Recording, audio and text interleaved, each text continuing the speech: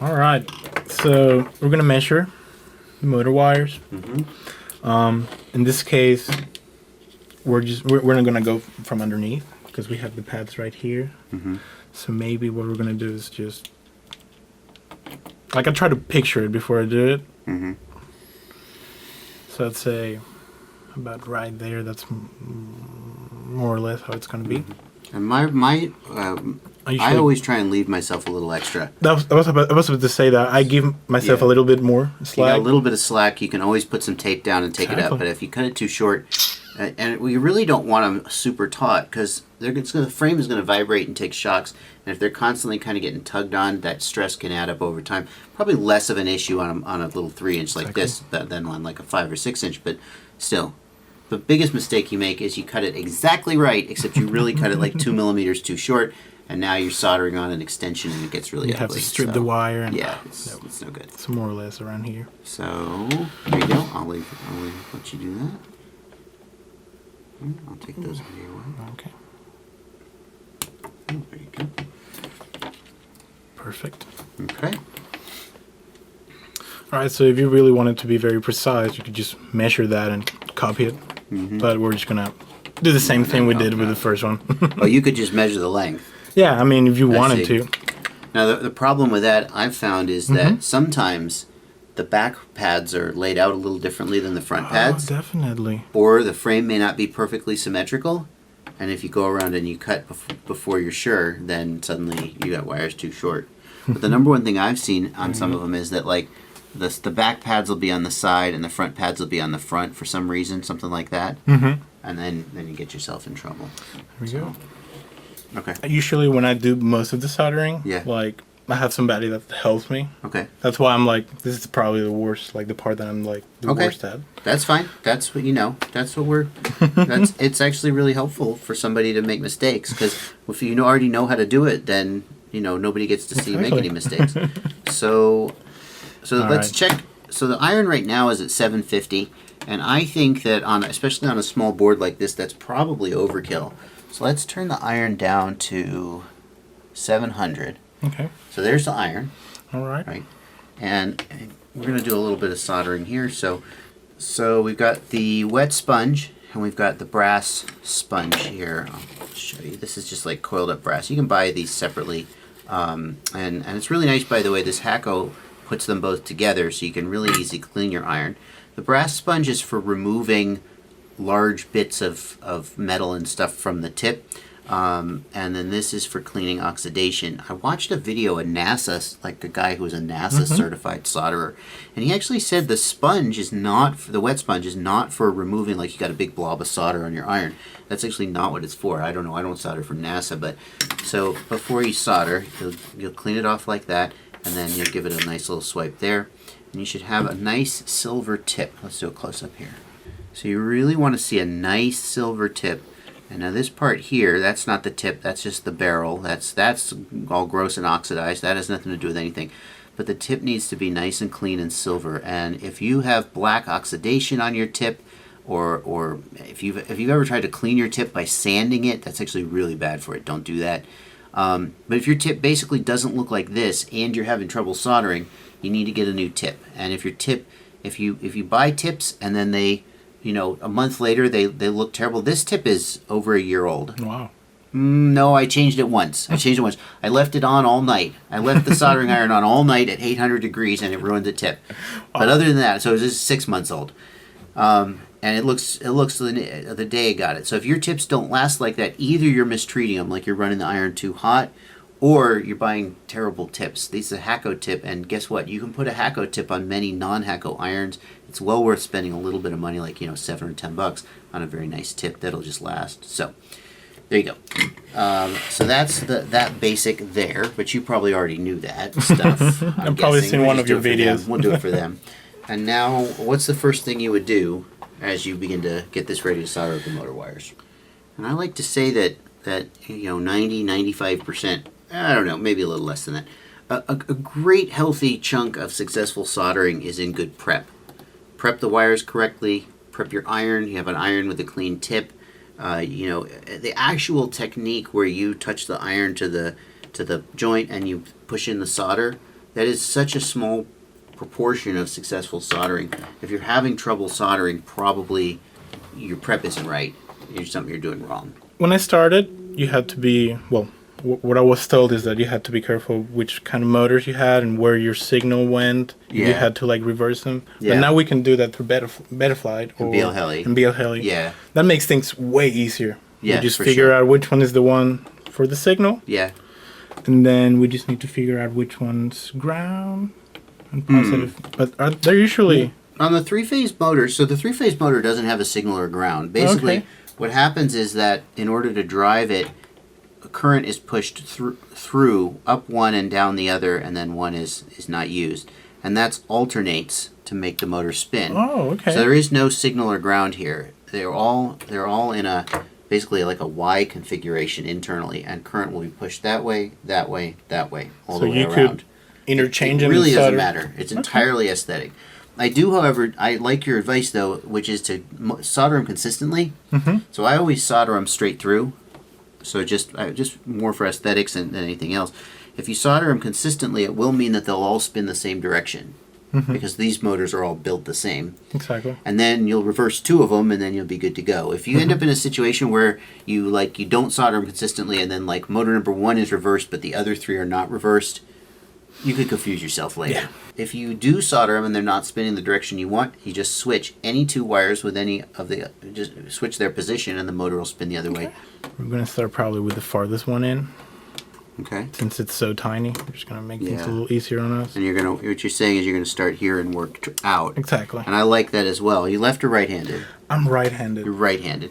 So you're going to be coming in this direction. You're going to start here and work that way? Exactly. Interesting. I would do the same thing. I would But- want, so that I was working away from myself. But, whatever works for you. This was all the, And we're going to twist. Here, let's put that right so we can kind of see. You're going to twist it so there's no little, hang on, I'm going to screw it up. There we go. No little wires sticking out. See that? That's no good. Don't do that. That's exaggerated, but don't do that. You want to take and twist it so it's nice and clean, and then you're going to tin it. Yeah. So That'd be enough? Well, so what you're doing, you can't see this because he's not on camera. What he's doing is he's putting the solder on the iron. I think that's a bad habit. I don't like that habit. Then you're going to try and transfer the solder over from the iron. But part of the reason that that's a bad idea is that right now, watch what happens when I put some solder on here. What's that smoke? What is that? Do you know? No. So that's flux. Inside, Okay. this is rosin core solder, and inside the solder is some flux, which is an important chemical that makes solder flow right. And once the flux burns off, then you just have molten metal, but it's not going to flow right. You're going to get a terrible joint. So we want to use that. Yeah, you want to use that. Okay. So what I would do is I would begin to touch the iron to the wire, and at this point the wire will get hot, as you know. If you touch it long enough, it'll get hot. But it's actually not got a very good surface contact. It's not transferring heat very efficiently. So with them touching, I'm going to begin to put just a little solder on the iron, and then now you've got a little blob of solder on the iron and the wire, and it'll kind of And a little bit of flux. yeah, and flux. And now the wire is nicely tinned. Yeah. So on little wires like this, I'm going to do one more, then I'm going to let you do one. You can do the rest. On little wires like this, the wire heats up so quickly that it basically just goes really fast. I'm a little far away. I can't see what I'm doing, but it goes really fast. The wire begins to flow, and the solder begins to flow, and the wire sucks it up. Yeah, I would always touch the iron to the joint, and then feed solder in, and then wait for the joint to start to take up the solder and feed more if I need to. All right. It seems like all of my builds turn into soldering tutorials, but soldering is a really important skill. It is. That a whole lot of people who build quadcopters, no offense, don't do well. So it's very, you just want to fly a quadcopter. You don't want to, gosh darn, learn all this stuff. So, yeah. It looked okay to me. Clean now, right? Let's see. Yeah, that looks good. So there we go. That should be clean with the wet pad, or so I would clean that with the brass sponge. So we've got a little blob of solder there. And you'll notice my sponge is all crammed over to the right. 'Cause I'm left-handed. If you're right-handed, you'll come in from the other side, or you use a backstroke to clean it. Yeah. There we go. Yep. So then, let's tin the pads, the motor pads as well. And I'll go ahead and do one of those for you, and then we'll see. So again, we're gonna touch the iron to the pad, and then the heat is going to begin to transfer, and we're going to feed solder in. And what we want to see is the solder kind of transfer to the pad. And again, this is pretty small, so it's pretty easy to get it to do. On very big pads, like on bigger quadcopters, you sometimes have to leave the iron touching a little bit. And what you'll see, the solder will always flow to where the heat is. So if the iron is hot and the pad is cool, the solder will blob up on the iron and be like, I don't want to go over there. And then what you'll see as you let it sit is all of a sudden the pad will heat up and the solder will go poosh. I've noticed that whenever I put the solder on the iron and not on the wire, it's very hard to get it to stick wherever you want to. If you want to tin a pad or if you want to tin the wires. And the biggest reason for that is that the flux is burned out. And once the flux lets the solder flow more easily. So once it's burned out, it's just going to kind of want to stick to the iron and not transfer. You can get a flux pen, which is, or you can get a flux brush. This is a flux pen, which if you have a joint that the flux is burned out of, you can actually reapply flux after the fact. But with rosin core solder, you want to make use of the flux that you got. So go ahead and tin some more of these pads. See how you do. Go ahead. Don't forget to clean it. Every time you take it out of the stand, swipe it. Alright, so we give it a little bit of heat.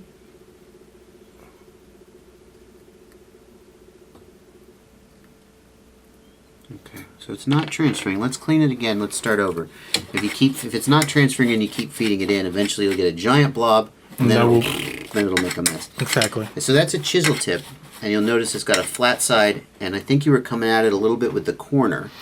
So in order to get better contact, touch it with the flat side, and feed. So come in from one side with the iron and touch it, and feed the solder kind of in the other side, so it kind of. There you go. That's good. That's good. Yeah. Oh yeah. Very nice. All right. Yeah. So my pulse is not very good. I try might be the camera. Get the solder to touch sort of both. If the iron is coming in like this, right? I'll try and feed the solder here so it kind of hits the iron and melts and then flows onto the joint, right? If you touch the iron to the joint and then start poking the joint with the solder, the joint will take a while to heat up because the solder also helps heat transfer between the iron and the joint. So it'll take a long time, and you'll put a lot of heat in before. And the solder is hitting as well. Okay. So if you take the solder and you kind of touch the very tip of the iron, it'll become liquid. That'll help transfer heat into the joint, and then the joint will take the solder. All right. So we got those. We'll go ahead and I guess we got to snip these off, shorten them up. Yeah, I would shorten them up. You're gonna need we'll this. Use that one. Yeah, we'll use that. That's the right. I always try and watch this because I'm always scared that one of these little metal tips is gonna fall on something and then short something. And I've seen a bunch of posts of people just saying, "Oh, a little blob of solder, everything away." I also never to tin over the board. I tin over the bench. Okay. Now this, yeah. Do you want one of these or anything? These also are on my Ultimate FPV shopping list, for the record. There's a tools section in there. It has all the tools I like to use. I think I've found some good ones, and you can check that out. I'm probably going to take your advice and start from the left, since... Yeah.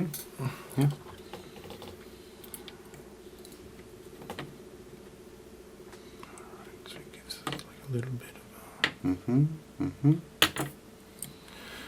We might want to go more like straight.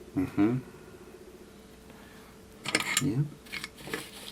And what you're going to do here, and just for the watchers, viewers, if nothing else, is what I like to do is I'll hold it in place, and then just don't. One of the mistakes people make is that they squish the wire before the solder is flowed, and the wire splays out.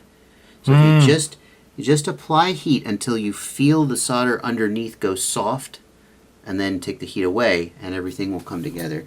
And I would come in with the flat of the iron, if you can, instead of the tip. Yeah.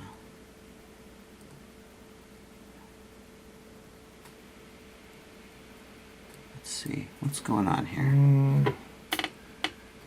So here. So I would come in. I'll try to come in from the right side like you are. Hold on, let me. Yeah. We have this whole lefty set up. So yeah. So I would come in. So here's the chisel tip. I'm coming in with it flat, and then I'm going to try and touch it with this part, not with the tip, but with this part here. You couldn't see that, so that it transfers more heat. The wider, flatter part will transfer more heat. No, it doesn't want to go. It's not just you. Hang on. Let me try it.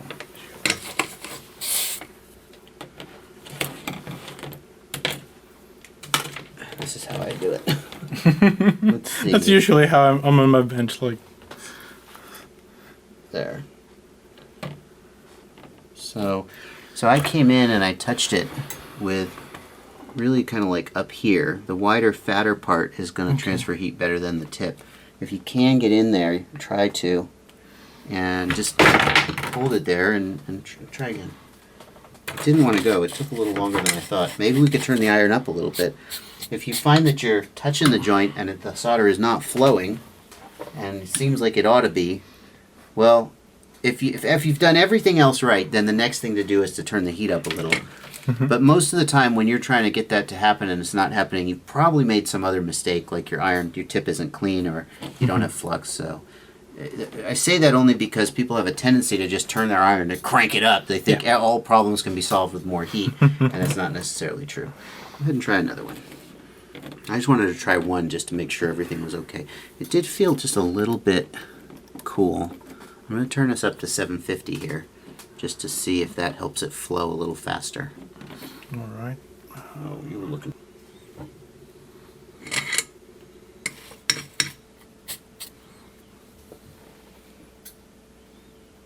Now I can see it. Yeah, you need to take your glasses off and really get in there. So then it flowed, but That wasn't good. yeah.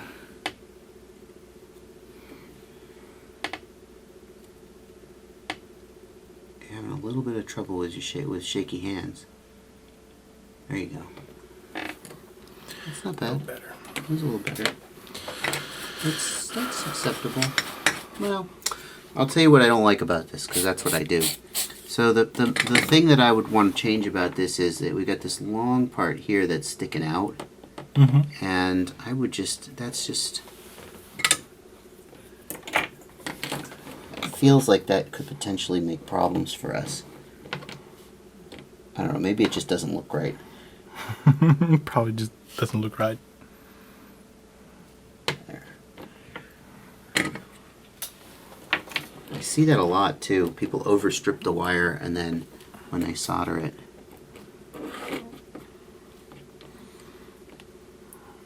That's a fine amount stripped back. Just about, here you go.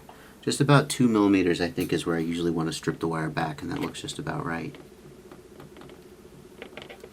So is there a way you can steady that a little bit? So I like what you did there, just like leaving it kind of like resting there. And then is there a way you can steady the other hand? I might be able to if I come like. Maybe. It's a left-handed workstation.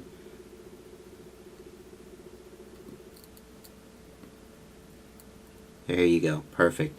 Did you see how when you touched it, it started to go? You heard the wire kind of go crackle, crackle, and that's the little strands moving against each other. It's not there yet. Okay. But then you touched it just a little more, and the whole thing kind of softened, and then that's it. You're done. Yeah, I did feel as well like the tip was a little bit colder than the base. Yeah. The tip has less surface area and less thermal mass, so it's going to transfer heat a little bit less effectively. So let's speed this up a little if you don't mind. No, don't worry. I'm gonna, because I know eventually you have to go back home. You know, I'm gonna tin these real quick.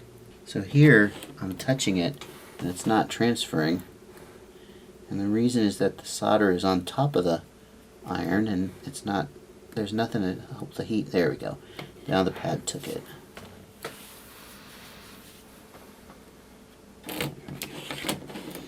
Are there tiny holes in the pad for a reason, or are those are nut holes? Those are, I think those are, vias. Vias, I don't know what they call them. They're holes through the board and they're connecting the copper. So this is a multi-layer board. I guess it could be a 6-layer board, but I would guess it's probably 4-layer. Maybe I'm underestimating HGLRC. But these boards have multiple layers, and each individual layer is a copper trace, right? So if you have a power pad that needs a lot of to be able to soak a lot of heat, they'll have all of the layers with the copper. But there's an insulating, I guess it's maybe, I don't know what it is, fiberglass? I don't know. There's an insulating layer between each of the conductive layers. So you need a thing called a via, which is basically a little copper tube between the layers, and that connects them. So you'll see a lot on the power pads that they'll have vias, they'll just take vias and go pop, pop, pop, pop, pop, because they want those to all conduct heat together and soak the heat. Because if you have a pad like this and you overheat it, as you probably, what happens? It's burned, It lifts, right? It lifts. So the goal there is to really, you might even be able to see that if you look from the side. I don't know, maybe not. Yeah, so, yeah. I can move this over, by the way, since you're right-handed. I could put that over here.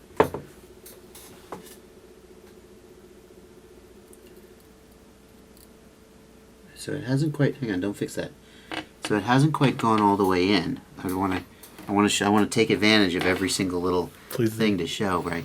So here it started to melt, and you took the heat away before it had quite done it, and the wire has not kind of sunk down in. So we wouldn't want to leave that. A lot of you will go, oh yeah, no, it's done, because it's stuck on there, and you can even tug on it a little, and it wouldn't come loose. But that is not a good joint. The other thing that I will want to try and fix, as you can see, it's not quite fully inserted, so it's kind of hanging off the edge. Let's see. No pressure. I'll hold it steady.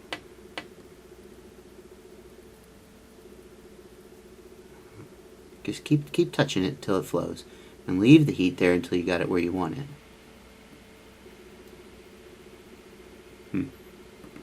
Why is it not? There you go. I heard it go. Is it liquid now? Yeah. I'll pull that a little bit in. Yeah. Here, let me. Yeah. Let's see. What? I wonder why it's not going. Maybe I have to use the base and not just. What are you doing differently that I'm not? I'm legitimately confused because you're touching it and it's not flowing. There we go. All right. Maybe I was coming from the other side. Maybe I was scared of touching the boot button, and I didn't want to like put the base. But yeah. I see where. Yeah, it should flow. Go ahead and give it another try. I mean, it should flow even if the same one or no, that one's fine. We'll leave that one. Okay. But it should flow even if you're touching it with the tip. It'll just take a little longer to get there, but it should flow. I'm not sure why. Yeah. There you go. Good. Perfect. I know what was wrong. What was it? I wasn't pushing down. You need a little pressure. A little pressure is going to help it go. It'll help increase the surface contact. But too much pressure will cause the wire. On these little wires, though, it actually is less like, because the wire is going to, the whole joint is just going to go, okay, you got me, at once. With bigger wires, what can happen if you're pushing down is the wire will start to flow before the underlying solder on the pad. And as the wire becomes liquid, it spreads out. Okay. But yeah, a little more pressure maybe will help it. That seemed to make a big difference. And that joint looks great. All right. It's a smooth puddle of solder with the wire fully enclosed inside it. That's a good looking joint right there. Let's do another one just like that.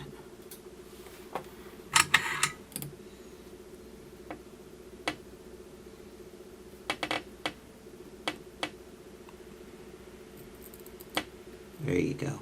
Yep. That's good. Yeah, let me have a look at it. If it sounded good. It sounded good. Yeah. That's okay. So let's look at the difference between those two. See if I can get it any tighter here. This one's great. We have a smooth even puddle of solder with the wire fully inserted. This one, if we look at it side on, we can see that the wire is raised up. Do you see that it's kind of sitting on top? So that's not good. We want the wire to be in contact with the pad, and it's not fully inserted. It's got this little sticking out bit. So if you have a little bit of shaky hands, that may be a challenge for you to get that exactly right. But as the joint flows, you then are going to kind of leave the iron there to keep it liquid, and then kind of get the wire right where you need it. It's really, you want this? Or you want to do it with your fingers? I'll do it. It's up to you. It's best if you have the wire placed exactly right on the pad before you touch it with the iron, so that you then don't have to be fiddling and moving it around. There you go. Yep, that seems better. I saw you move it up. Yeah. Yeah. And it's, oh yeah, that's much better. Have a look at that. That looks better. Yeah, it's fully down in the little bead. Yeah. It's funny, I never noticed this. I can hear the joint makes a little bit of a crackling sound. I think that's as the wire starts to flow and the individual pieces of the wire sort of move against each other. I can kind of hear when you've got it right, which is kind of surprising, you know. It seems like you were coming at it with the tip because the USB port was in the way. Maybe like if I get it through this angle. Maybe, or come from the other side. If you're coming at it with the very tip of the iron, it's going to be hard to get the heat to flow because it's such a small surface area, and it's going to be difficult. Yeah.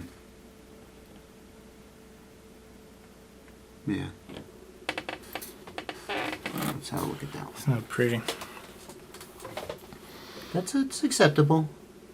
That's acceptable. It did like flatten. Yeah, yeah. I wouldn't. You got to strike a balance. Here, I got a little bit of a loose wire. Let me get this.